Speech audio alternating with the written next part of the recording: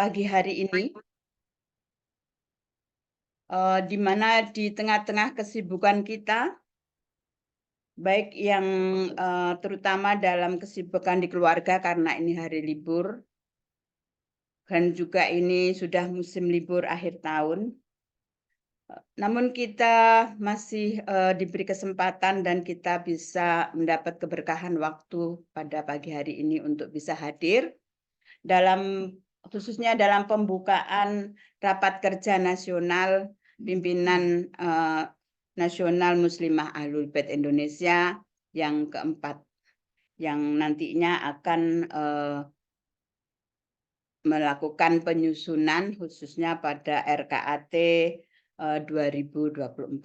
Mudah-mudahan pertemuan kita ini nanti akan bisa menghasilkan program-program yang senantiasa menjadi tugas atau amanah dari Kongres Muslimah ABI yang kedua, dan nantinya karena tahun 2024 itu adalah tahun Kongres yang ketiga nantinya, mudah-mudahan semua program kerja yang selama ini masih ada yang belum terrealisir, mudah-mudahan nanti bisa diprogramkan dan mudah-mudahan bisa berjalan dengan lancar.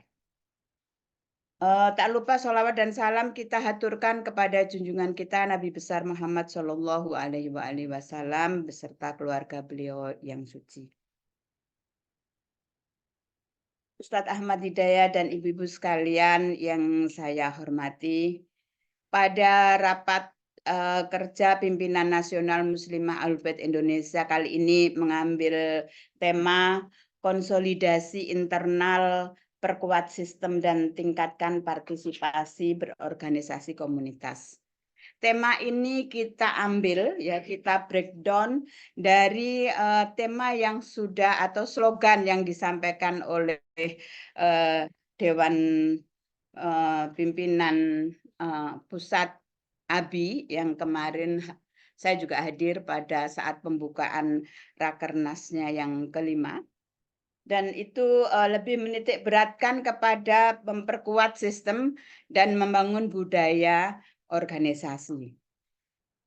Tentu ini suatu hal yang memang sangat niscaya sekali bagi sebuah organisasi, di mana saya mengambil apa yang disampaikan oleh Ketua DPP ABI kemarin bahwa kita ini komunitas Ahlul Bait di Indonesia yang realitasnya mau tidak mau itu pasti ada. Ini sudah memasuki istilahnya fase yang ketiga, fase advance. Fase advance di sini sudah muncul sebuah kesadaran bahwasanya bagaimana untuk menjaga sustainability dari komunitas ini yang mengikuti madhab Ahlul Bait ini kemudian bisa berada di Indonesia ini dengan aman, dengan selamat dan bisa menjadi bagian dari masyarakat dan bangsa Indonesia serta menjadi bagian dari umat Islam yang ada di Indonesia. Ini yang kemudian mengarahkan pada fase ketiga ini dengan satu sistem, yaitu sudah masuk kepada sistem organisasi. Dan ini memang menurut saya adalah satu langkah yang sangat positif sekali, di mana dengan berorganisasi ini maka kita akan bisa hadir di tengah-tengah masyarakat yang lain, di tengah-tengah komunitas yang lain, dan juga menjadi bagian atau menjadi bagian dari bangsa dan negara ini dalam naungan pemerintah. Karena dengan sistem organisasi ini maka kita akan mengurus semua administrasi yang berkaitan dengan keberadaan sebuah organisasi. Dan kita kemudian alhamdulillah kemarin Muslimah untuk perpanjangan surat keterangan terdaftarnya sudah dapat, Ustadz, alhamdulillah. Dan ini merupakan satu lisensi ya buat kita bahwa kita adalah organisasi yang resmi dan kita adalah organisasi yang terdaftar di pemerintah, dan ini merupakan satu satu SIM ya, buat kita bisa melakukan, satu koordinasi, melakukan satu kerjasama dengan organisasi-organisasi yang lainnya. Yang tentu dengan demikian akan memperkuat eksistensi dari komunitas kita.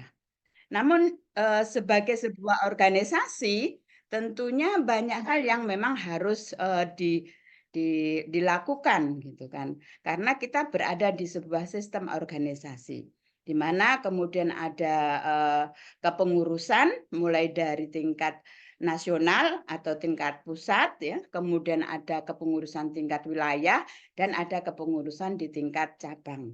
Dan masing-masing dari kepengurusan atau tingkat kepengurusan ini juga, nantinya bisa mengadakan satu hubungan, satu kerjasama dengan pemerintah dan juga dengan organisasi yang lainnya. Dan inilah yang, kemudian akan lebih memperkuat eksistensi kita, yang ini sebagai satu langkah bagaimana, madhab Ahlul Bait di Indonesia ini dengan, melalui organisasi ini bisa, nantinya lebih diterima dan, terutama di kalangan, di tingkat pemerintah dan juga di, kalangan organisasi. Ini yang sangat penting sekali.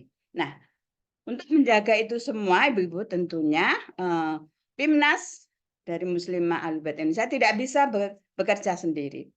Dan ini harus ditunjang oleh kuatnya juga dari pimpinan wilayah. Dan pimpinan wilayah juga harus ditunjang oleh pimpinan cabang. Saya seringkali mengatakan bahwa justru di pimpinan cabanglah merupakan ujung tombak, karena pimpinan cabanglah yang berhadapan dengan grassroots, yang berhadapan dengan tingkat paling bawah, ya. Ini yang memang harus juga memperkuat diri, ya, tentu dengan support dari wilayah dan juga PIMNAS. Kami wilayah dan PIMNAS menjadi fasilitator bagaimana masing-masing pimpinan cabang itu bergerak.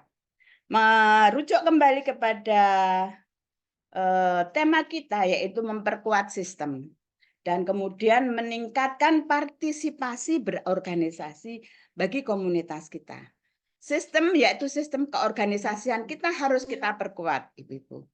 Ya, jadi dari pimpinan nasional atau pimpinan tingkat pusat, pimpinan wilayah dan juga pimpinan cabang. Semua harus sudah saatnya memperkuat sistem. Apalagi kita ini sekarang hidup atau berada di era teknologi. Semua yang itu harus mengikuti perkembangan teknologi seperti itu. Dan jangan kemudian mempunyai satu persepsi ketika ada teknologi, kata teknologi itu kemudian langsung mundur. Saya nggak bisa komputer, saya nggak bisa ini, saya nggak bisa itu. Itu saya kira tidak menjadi satu jawaban ya.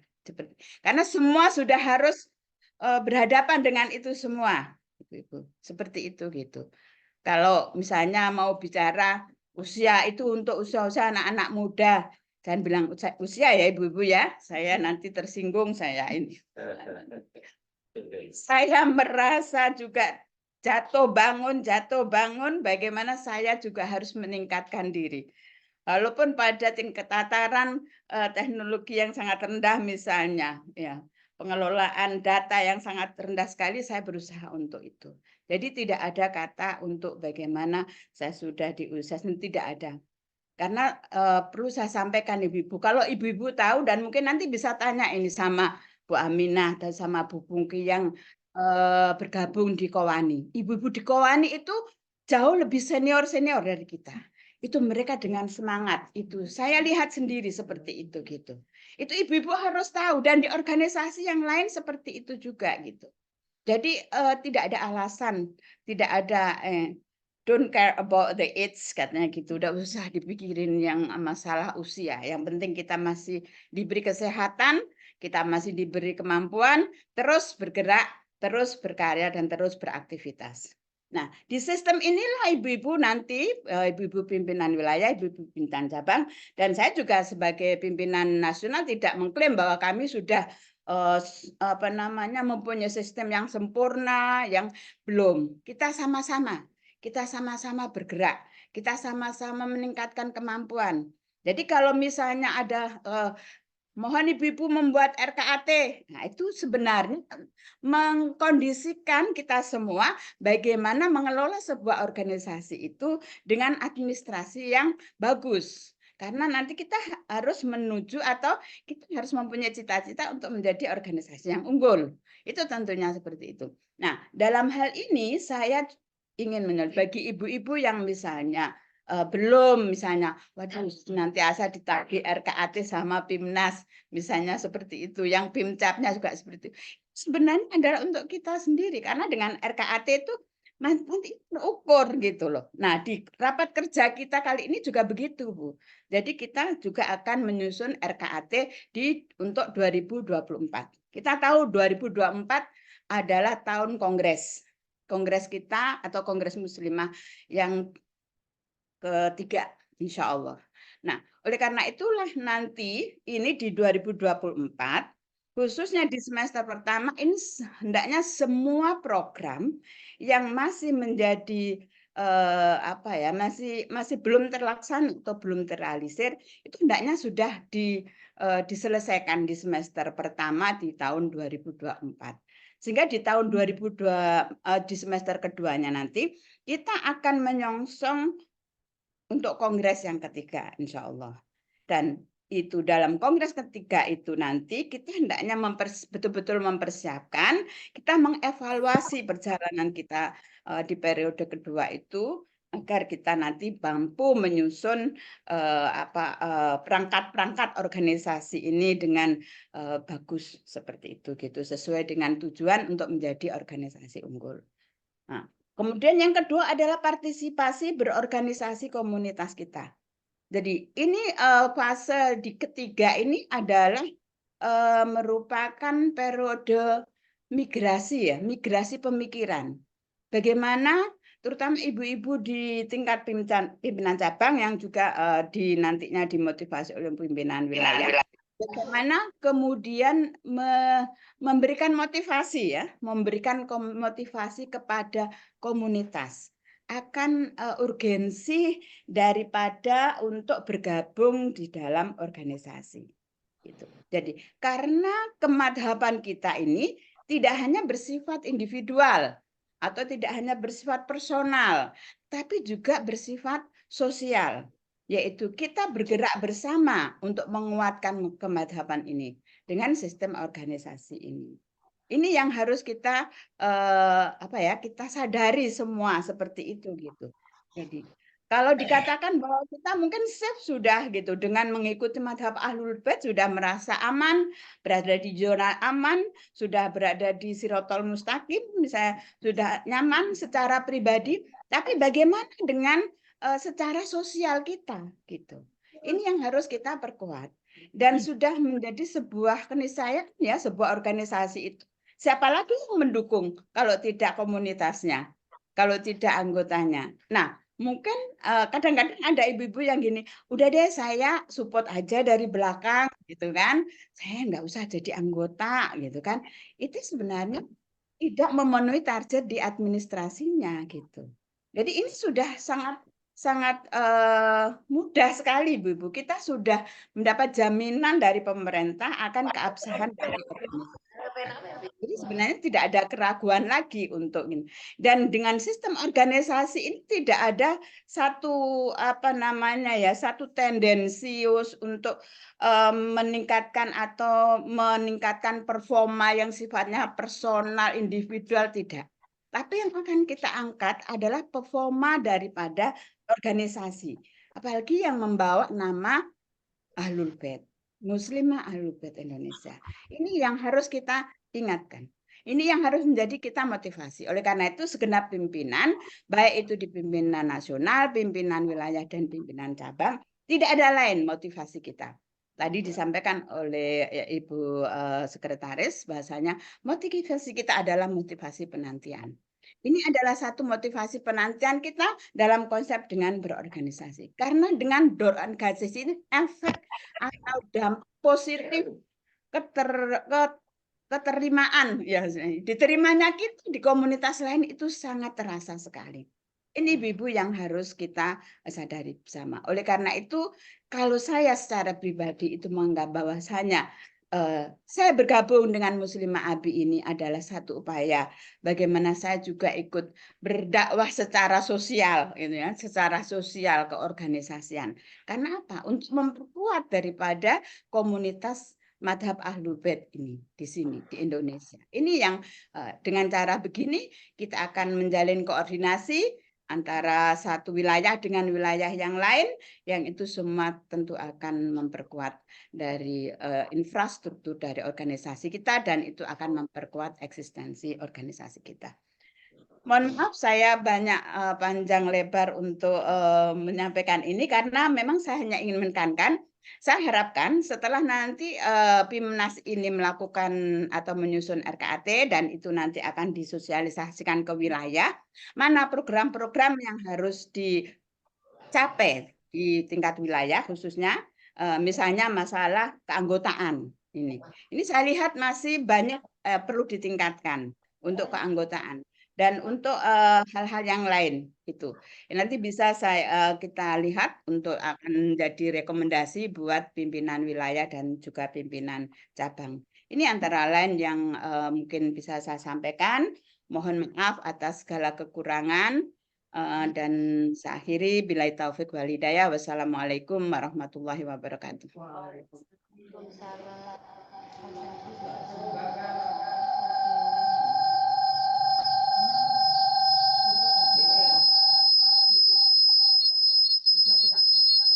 Terima kasih Bu Endang atas sambutannya yang penuh semangat yang disampaikan tadi dan sekaligus memberikan motivasi kepada kita semua untuk semangat berorganisasi karena organisasi itu adalah salah satu untuk memperkuat eksistensi kita sebagai pengikut Ahlul Bait dan sebagai langkah kita akan lebih mudah diterima oleh kalangan masyarakat yang ada di Indonesia.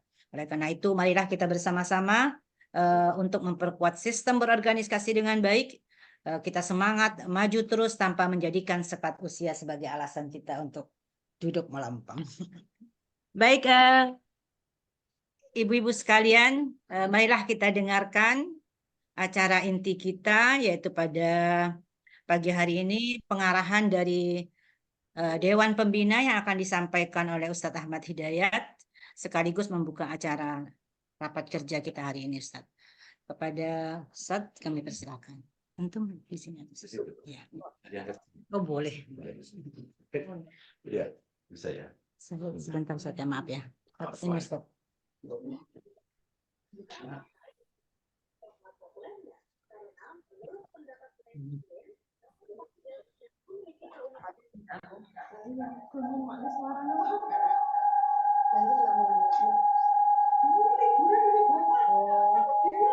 Apa? Anakku yo di bulan pakai susah enggak ya? Enggak, saya enggak bisa. Saya izin ya, saya mulai ya. Bismillahirrahmanirrahim. Assalamualaikum warahmatullahi wabarakatuh. Alhamdulillahirabbil alamin. Salatu wassalamu ala asyrafil anbiya wal mursalin. Habibina wa habibi ilahil alamin. Nabil Qasimil Mustafa Muhammad wa ala ahli baitika thayyibin at-tahirin wa ashabihil mayamin al-muntajabin amma ba'd. Yang saya hormati Ketua Pimpinan Nasional Muslimah Ahlul Bait Indonesia, unsur pimpinan dan pengurus pimpinan Nasional Ahlul Bait Muslimah Ahlul Bait Indonesia, para pimpinan di wilayah dan cabang yang saya banggakan, yang saya muliakan. Selamat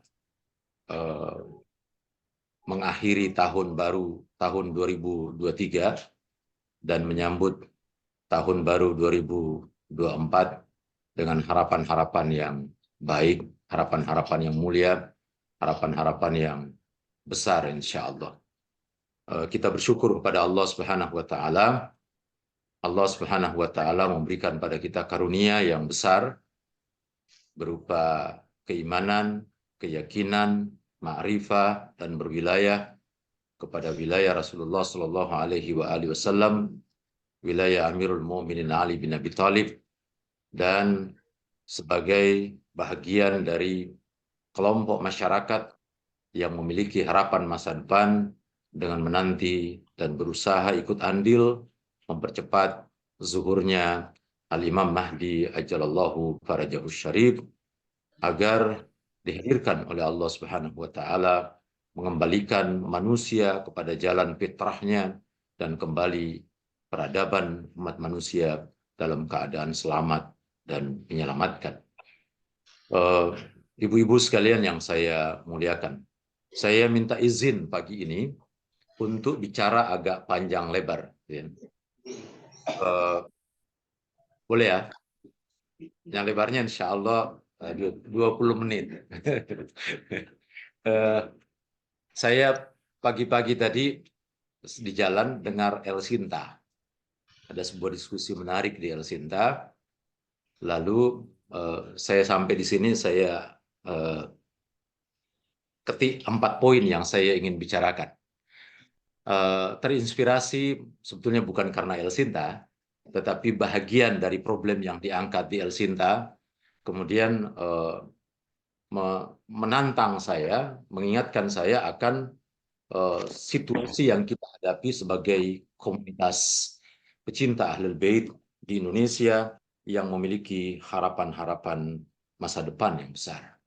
Saya ingin membagi pembicaraan saya pada 4 bagian yang saya pandang sangat penting untuk menjawab problem yang kita hadapi.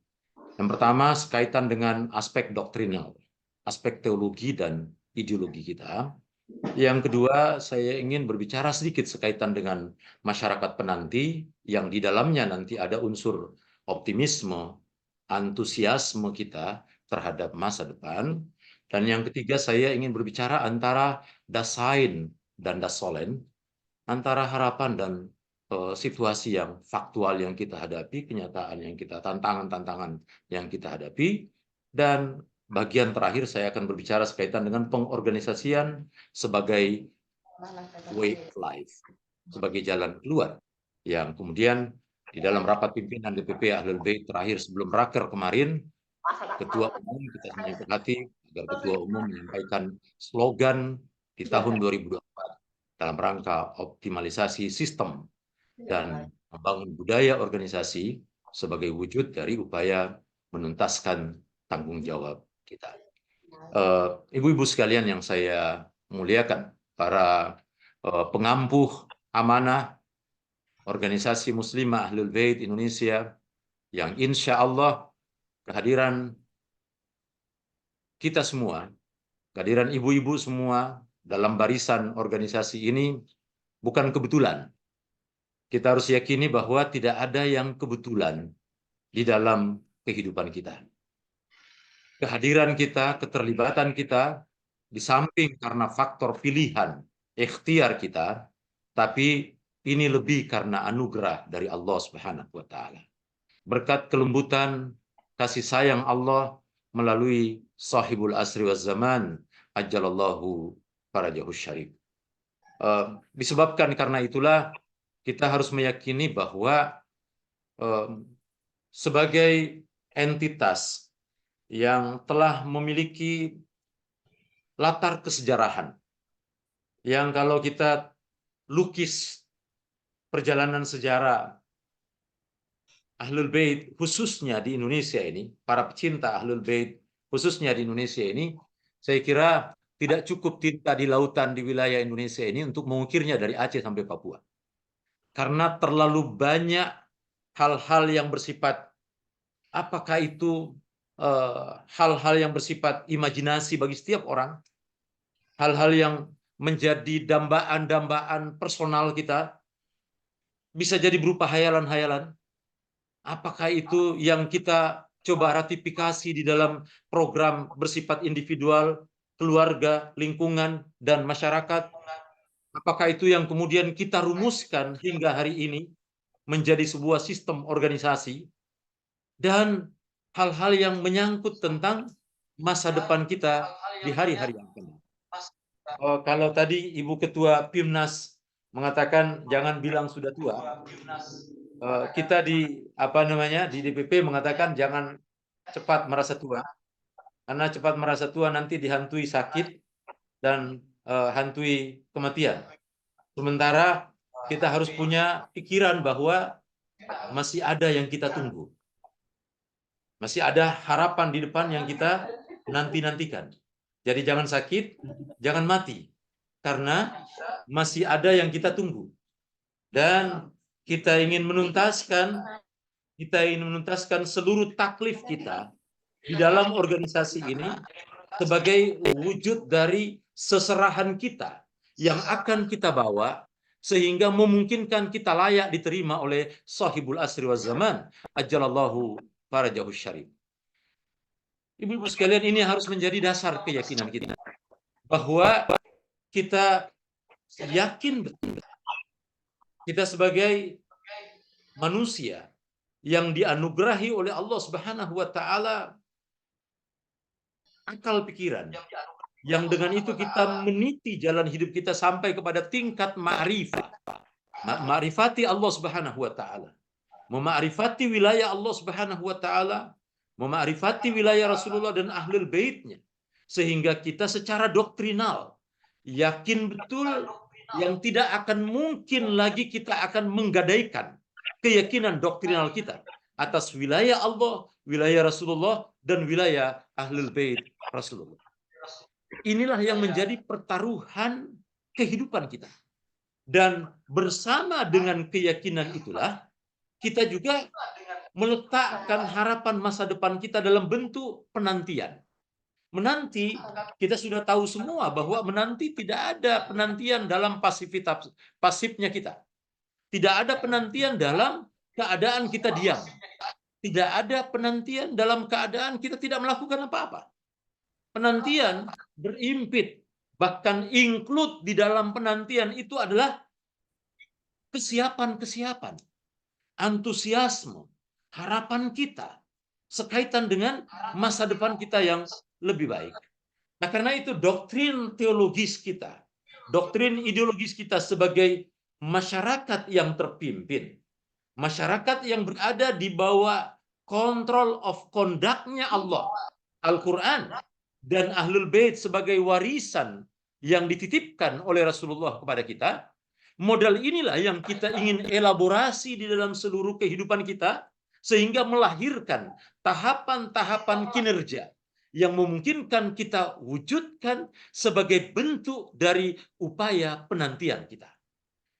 Ibu-ibu sekalian, kenapa kita harus menyusun program? Kenapa harus ada RKAT setiap tahun? Kenapa harus ada evaluasi? Kita mau tahu, kita ini jalan di tempat, kita mundur, kita maju. Akal sehat kita mengatakan bahwa kita ini niscaya, suka tidak suka, bisa jadi kita dipaksa oleh keadaan untuk maju. Tapi kalau kita bergerak maju, tapi dipaksa oleh keadaan, kita tidak berdaya di dalamnya, maka percayalah, kita hanya akan mengikuti arus dan tidak akan pernah punya kontribusi apa-apa. Sementara nilai, harkat, dan martabat kita ada pada seberapa besar kontribusi kita. Ada pada seberapa besar keterlibatan kita. Ada pada seberapa besar andil kita terlibat di dalam upaya untuk menuntaskan antara keyakinan kita, doktrin teologis kita, ideologi kita, bahwa agama ini adalah agama yang datang untuk menata peradaban umat manusia. Agama yang datang untuk menghidupkan seluruh unsur kreatif yang dimiliki oleh umat manusia sebagai hadiah dari Allah Subhanahu wa taala. Agama yang didatangkan oleh Allah Subhanahu wa taala untuk menghidupkan seluruh potensi yang diberikan oleh Allah kepada kita. Yang potensi itu kongruen dengan apa yang disediakan oleh Allah di alam semesta ini. Sebangun betul antara potensi yang kita miliki sebagai manusia dengan instrumen alam semesta yang disiapkan oleh Allah Subhanahu wa taala selalu kompatibel. Persoalannya adalah bagaimana kita mengasah, bagaimana kita memodali diri, bagaimana kita mempersiapkan diri agar ketersediaan sumber daya alam yang disiapkan oleh Allah Subhanahu wa taala mampu kita daya gunakan bersama dengan kehadiran umat manusia dengan berbagai macam potensinya di dalam bentuk mengkerjasamakan, mengkonsolidasi, mengorganisir sedemikian rupa sehingga dia fungsional, efektif untuk mengelola apa yang telah disiapkan oleh Allah Subhanahu wa taala. Sehingga saya meyakini ibu-ibu sekalian bahwa ketika Allah menyebutkan la in syakartum la azidannakum, bil makna bahwa ketika kita manusia diberikan oleh Allah Subhanahu wa taala potensi, yang potensi itu sebangun dengan apa yang ada di alam semesta ini untuk kita kelola sebagai wakil Tuhan di muka bumi ini. As-Sayyid Asy-Syahid Muhammad Bakir As-Sadr ketika menafsirkan ayat wa iz qala rabbuka lil malaikati inni ja'ilun fil ardi khalifah, beliau mengatakan ada 4 kata di dalam satu frase ayat itu. Pertama adalah Allah Rabb, kedua manusia, ketiga alam semesta, dan keempat adalah khalifah. Rabb adalah pemberi segala, pencipta segala, simpul dari segala eksistensi yang ada di semesta ini. Lalu siapa khalifah? Khalifah adalah manusia yang mampu menciptakan hubungan harmonis dengan sesamanya manusia dan alam semesta di atas prinsip-prinsip ketuhanan. Itulah khalifah Allah Subhanahu wa taala. Jadi khalifah Allah adalah manusia yang melakukan harmonisasi hubungan kemanusiaan dan kealamannya di atas prinsip-prinsip ketuhanan. Dialah yang menjadi wakil Tuhan di muka bumi ini. Dan tentu saja semua kita potensial untuk itu.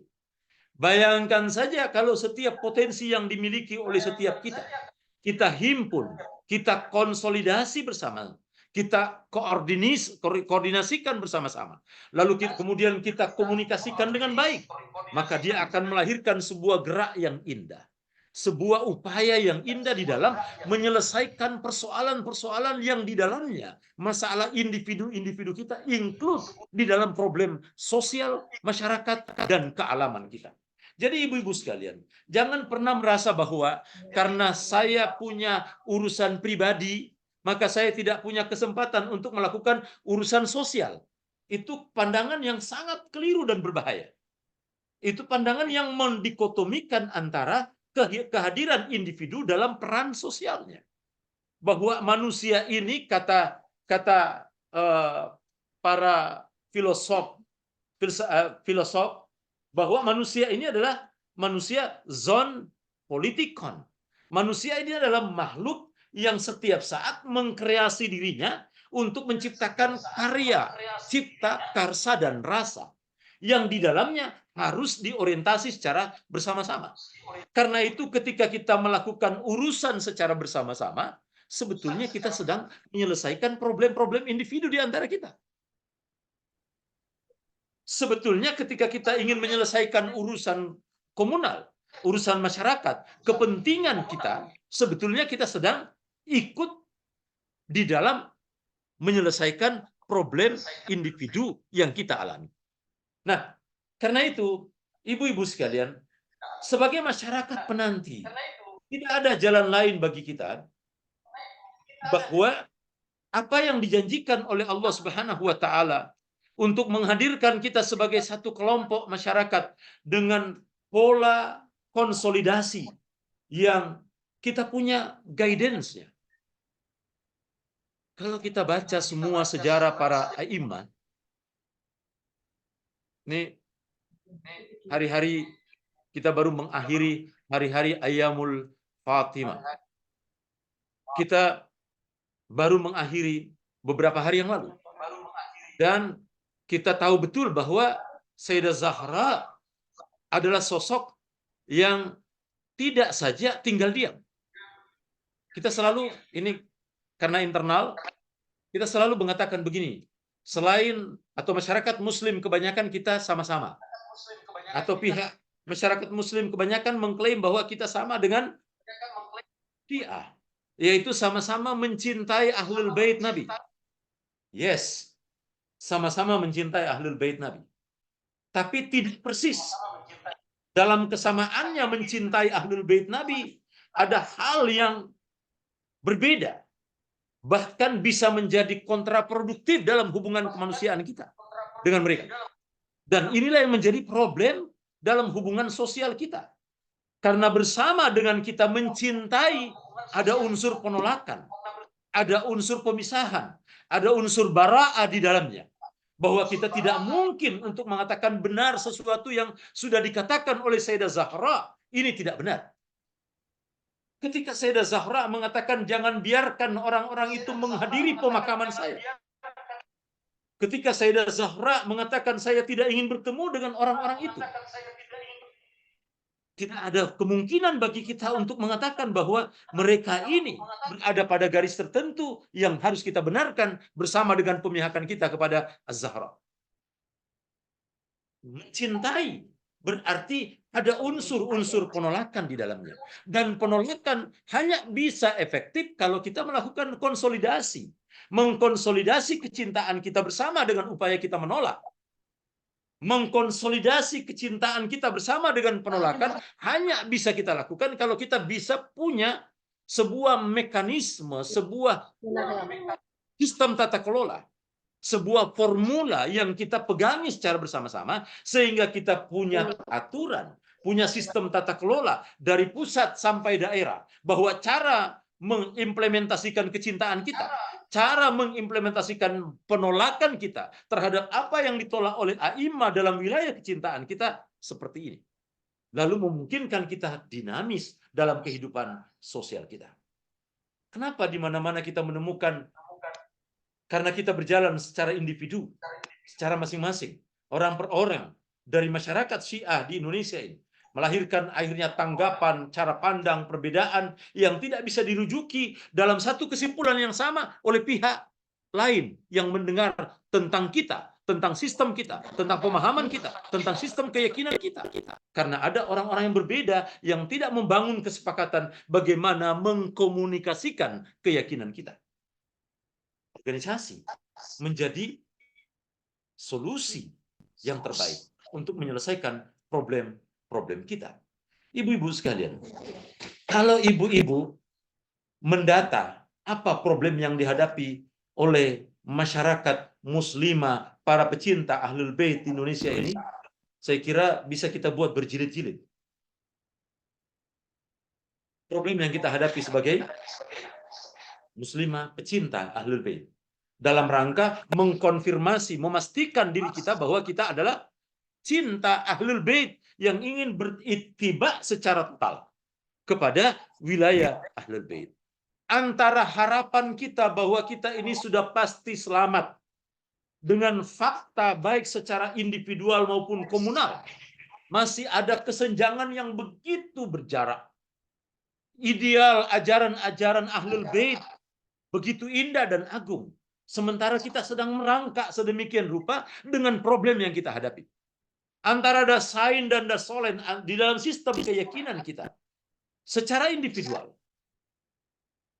Sementara kita ini adalah masyarakat penanti. Kita mengatakan saya menanti, dan penantian itu di samping memang harus kita lakukan secara personal, upaya-upaya untuk mengupgrade diri kita secara individual, tapi di saat yang sama kita tidak pernah bisa lepas dari tanggung jawab sosial kita.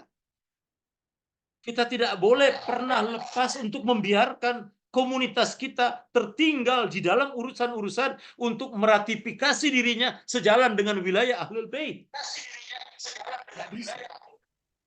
Dan untuk itulah kemudian kita harus menyusun kerangka kerja kita.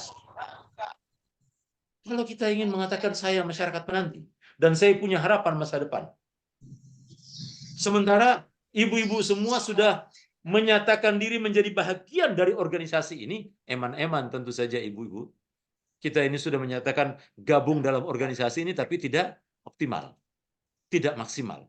Sayang sekali. Mari kita maksimalkan diri kita sehingga kita memperpendek jarak antara dasain dan dasolen. Kita perpendek jarak. Kita dekatkan antara harapan dan kenyataan yang ada di hadapan kita. Kita begitu berjarak sebetulnya dengan banyak harapan yang kita ingin temukan sebagai sebuah tuntunan dari Allah, dari Rasulullah, dari para maksumin untuk kepentingan kita. Nah, karena itu yang keempat, ibu-ibu sekalian, pengorganisasian sudah harus kita buat kesimpulan bahwa ini adalah jalan keluar. Ini adalah jalan bagi kita untuk mengambil peran, mengambil tanggung jawab di dalam rangka menuntaskan seluruh problem yang kita hadapi. Ibu sekalian, satu persoalan misalnya. Berdasarkan hasil survei Litbang kita, menemukan bahwa tingkat ketahanan keluarga, komunitas, masyarakat Ahlul Bait di Indonesia, ini ada survei yang dilakukan pada tahun lalu tentang ketahanan keluarga. Kalau dari segi ekonomi, itu hampir 70%. Hampir 70% secara ekonomi komunitas kita ini di bawah. Rendah sekali. Rendah sekali. Pertanyaannya, siapa yang mau mengatasi persoalan ini? Dan itu faktanya, saya kebetulan juga di Dana Mustada'afin. Pekerjaan saya di Dana Mustada'afin ini, saya mau bilang saja, ya, itu mendisposisi permohonan yang masuk setiap hari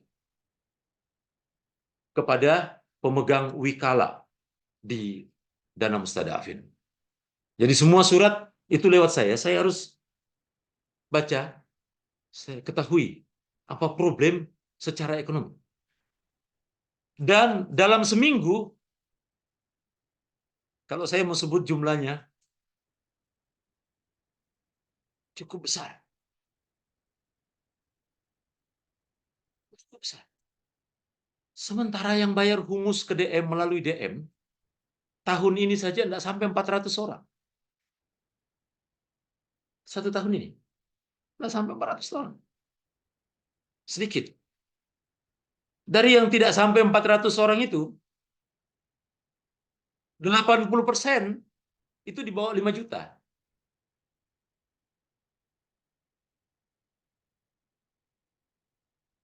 Padahal itu instrumen agama dalam rangka pemberdayaan. Masih ada kelemahan kita, kesadaran sekaitan dengan tanggung jawab dan taklif kita sekaitan dengan humus misalnya. Ini problem. Lalu siapa yang akan mengatasi ini? Kita mau serahkan ke siapa? Alih-alih mau berharap di luar kita. Menyelesaikan problem doktrinal tadi, teologis dan ideologis kita untuk kita komunikasikan dengan para pihak, masih tersangkut-sangkut. Masih ngadat di banyak tempat. Kita masih dikategorikan penelitian Departemen Agama, itu masih dikelompokkan sama Islam jamaah apa macam-macam yang memang dianggap sudah sesat itu. Kita kalau lihat hasil penelitian Litbang, Syiah itu masuk dalam komunitas itu. Lalu pertanyaannya, siapa yang mau menyelesaikan masalah ini dalam hubungan dengan negara? Siapa yang mau mengambil tanggung jawab ini? Tidak bisa orang per orang. Tidak bisa, siapapun dia. Harus dengan organisasi. Tidak ada jalan lain kecuali dengan organisasi. Inilah problem yang kita hadapi. Baru satu problem, baru persoalan ekonomi. Dari 2.000 responden itu cukup mewakili komunitas kita. Berapa sih komunitas kita di Indonesia ini? Katanya kita masyarakat terpimpin. Loh, saya tidak percaya kalau orang Syiah di Indonesia 100.000, saya tidak percaya. Di bawah dari 100.000. Terlalu mengawang-awang kita kalau kita mengatakan orang Syiah di Indonesia 100.000. Saya menduga tidak sampai 70.000. Asumsinya apa? Asyura. Di Jakarta berapa? Tertinggi. Jakarta berapa? 10.000. Taruhlah 10.000. Ada 5.000 yang tidak hadir. Oke. Asyura ada 10.000 yang hadir setahun. Sebutlah ada 5.000 yang tidak hadir. Apa yang menyamai di daerah lain? Daerah lain paling tinggi 5.000. Sebutlah di masing-masing daerah ada 2.000 yang tidak hadir. Silahkan jumlah.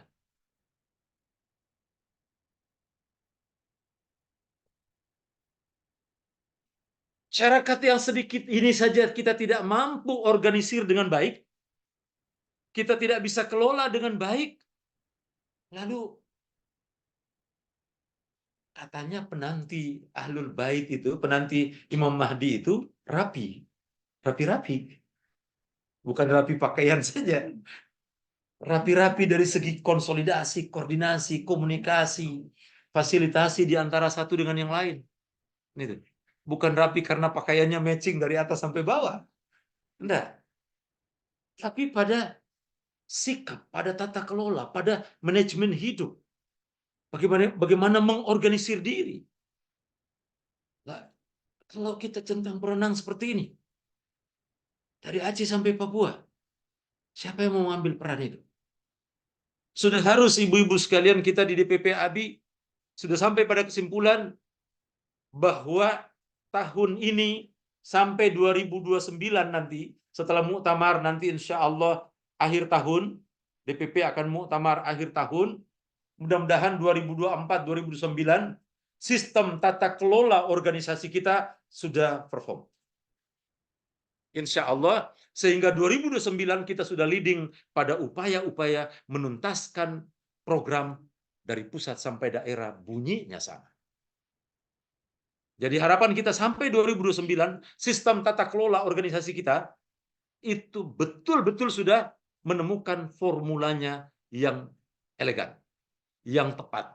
Sehingga betapapun kita sedikit, kita percaya janji Allah Subhanahu wa Ta'ala. Atau kita mau ikuti Bung Karno, kasih saya 10, saya akan rubah dunia. Al-Quran mengatakan, kalau ada 10, ada 20, ada 100 kali lipat, banyak bisa menyelesaikan banyak masalah. Sebutlah berapa orang yang ada terhimpun dalam organisasi Ahlul Bait ini dengan lembaga otonomnya. Data yang ada di Siangga hampir 3.000. 3.000 ini tidak sedikit. Kalau kita kelola termasuk Muslimah Pandu dan Abi responsif yang sudah mengisi Siangga. Kalau ini betul-betul perform di dalam sistem kelola organisasi, menuntaskan programnya lewat RKAT, pola komunikasi dari pusat ke daerah, dari daerah ke pusat, cara mengkomunikasikannya dengan komunitas, cara membangun loyalitas yang baik di antara sesama. Saya kira 2029 kita sudah layak masuk ke pentas nasional. Kita sudah layak dihitung sebagai satu komunitas yang memiliki sistem bangunan tata kelola masyarakat yang ideal. Mau tidak mau, Indonesia ini butuh masyarakat alternatif. Dan secara sadar atau tidak, kita ini mengaku sebagai kelompok masyarakat alternatif bersama dengan keyakinan penantian kita. Kalau kita mengaku sebagai masyarakat penanti, maka sebetulnya kita secara sadar atau tidak mengklaim diri kita sebagai masyarakat alternatif. Kalau kita mengaku sebagai masyarakat alternatif, maka siapkan landasannya, siapkan formulanya, siapkan polanya, siapkan mekanismenya, siapkan aturannya, siapkan sistem tata kelolanya dalam bentuk organisasi ini. Karena hanya dengan cara inilah, saya sudah sampai, kita di DPP sudah sampai kepada kesimpulan bahwa organisasi yang kita hadirkan bernama Ahlul Bait Indonesia, seluruh lembaga otonomnya adalah bentuk klimaks dari pencapaian ikhtiar masyarakat Syiah Indonesia untuk menghadirkan sebuah jawaban alternatif dari seluruh nelangsa kehidupan masyarakat dari berbagai macam problem yang dihadapi. Ibu sekalian, bersama dengan kekurangan kita tidak boleh kehilangan optimisme. Bersama dengan banyaknya kelemahan kita tidak boleh kehilangan harapan masa depan. Bersama dengan banyaknya kekurangan kita, semestinya membuat kita semakin giat untuk menyelesaikan setiap PR-PR itu. Karena tidak ada yang lain kecuali kita. Ibu-ibu sekalian, saya ingin mengatakan, selain ibu, tidak ada yang lain. Selain kita yang ada dalam pengurusan organisasi ini, tidak ada yang lain. Karena itu jangan terlalu meletakkan harapan kepada orang lain, tapi letakkanlah harapan itu pada diri kita, lalu combine di dalam sistem ini. Sehingga kita semua bergerak di dalam sistem untuk mengorientasi harapan-harapan kita, menuntaskan seluruh tanggung jawab kita. Kalau ini kita lakukan, saya percaya betul, saya terlalu yakin betul, bahwa apa yang kita lakukan selama 13 tahun, Abi memasuki 14 tahun, Muslimah 10 tahun hampir, dari 2014 ke 2024, 10 tahun, adalah masa-masa di mana kita memungkinkan betul-betul, bersama dengan mungkin juga ini karunia, kita masih sedikit, kita masih mungkin lincah. Kalau sudah terlalu banyak, bisa jadi tidak lincah. Ya. Sedikit memungkinkan kita bisa lebih lincah untuk bergerak. Lebih lincah untuk melakukan berbagai macam manuver-manuver yang memungkinkan menggerakkan dan menghidupkan organisasi kita. Mudah-mudahan ibu-ibu sekalian, apa yang kita harapkan bersama sebagai ikhtiar kita untuk menuntaskan tanggung jawab kita di dalam organisasi yang telah kita pilih bersama ini, tidak ada jalan lain bahwa kita diminta untuk terlibat secara maksimal 100%. Bersama dengan itulah kita bisa hadir sebagai masyarakat alternatif di negara kita yang kita cintai. Mumpung Indonesia sedang terbuka untuk menerima apa saja. Kesempatan inilah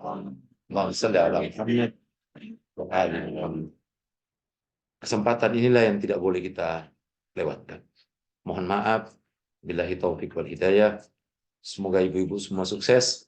Setelah PIMNAS menyusun RKAT ini, maka segera PIMWIL, PIMCAP susul, jangan lama-lama.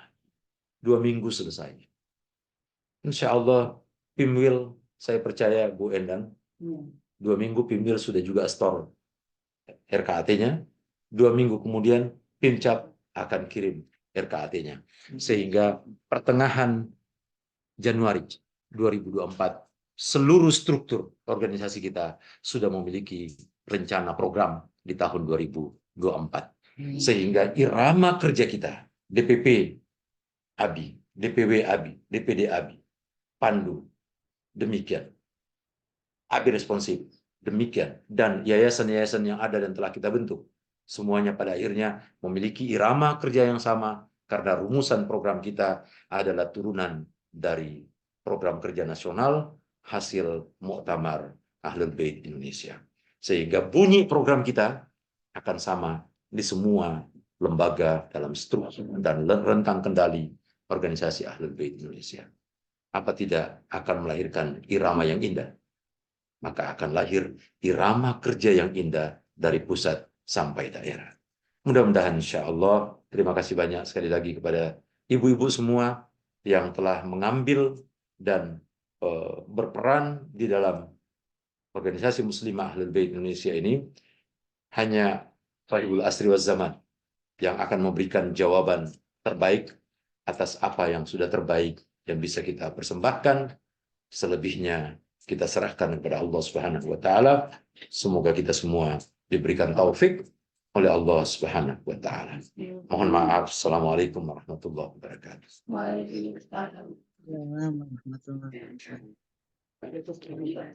Ya. Oh, sekaligus dibuka. Bu-ibu sekalian yang saya muliakan, dengan mengucap Bismillahirrahmanirrahim dan salawat ala Muhammad wa ali Muhammad, saya nyatakan rapat kerja keempat Pimpinan Nasional Muslimah Ahlul Bait Indonesia dengan tema konsolidasi internal, perkuat sistem dan tingkatkan partisipasi berorganisasi komunitas, saya nyatakan dibuka dengan resmi. Allahumma salli ala Muhammad wa ali Muhammad. Bismillahirrahmanirrahim.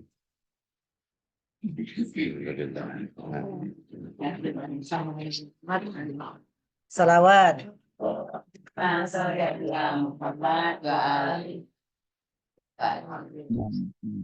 Terima kasih Ustadz atas sambutannya yang penuh dengan semangat dan gairah.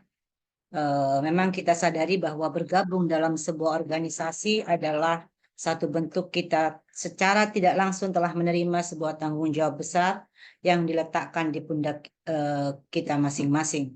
Oleh karena itu kita selalu diingatkan dengan dua hal, yaitu tetaplah kita untuk semangat, jangan sampai sibuk dengan urusan pribadi, karena dengan menyelesaikan beberapa problematika masyarakat berarti secara tidak langsung kita menyelesaikan problematika kita sendiri.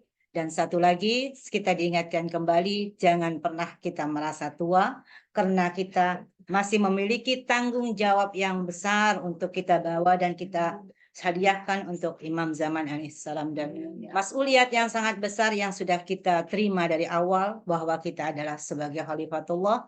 Oleh karena itu, bersiap-siaplah untuk membawa tanggung jawab yang besar itu di hadapan Allah Subhanahu wa Ta'ala. Mudah-mudahan kita semua dapat melaksanakan tanggung jawab itu dengan baik. Terima kasih Ustadz atas pengarahannya yang sangat bagus dan baik. Mudah-mudahan kita selalu mengingat dan menjadikan alarm untuk kita selalu semangat dalam menjalankan organisasi kita. Sekali lagi, syukuran jazakumullah khairan katsiran. Terima kasih banyak. Saya mau bawa. Terima kasih.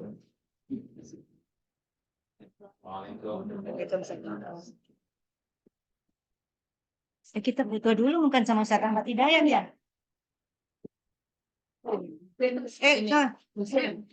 Betul.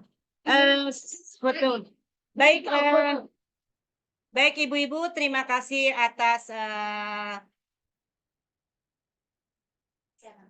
semangat ibu-ibu bergabung sampai saat ini. Sekali lagi, mungkin yang perlu diingat dari apa yang disampaikan oleh Ustadz Ahmad Hidayat, bahwa jangan lupa kita untuk tetap menyerahkan RKAT, tetap kita Pimnas menunggu RKAT dari ibu-ibu pimpinan wilayah dan pimpinan cabang, sehingga kita bisa melaksanakan program kerja kita seirama dengan DPP dan lembaga otonom, baik dari pusat DPP dan Muslim Ahlul Bait Indonesia serta Pandu. Sekali lagi ibu-ibu, semangat selalu. Terima kasih. Acara pembukaan sampai di sini dulu. Wabillahi taufiq wal hidayah. Semangat selalu. Assalamualaikum warahmatullahi wabarakatuh.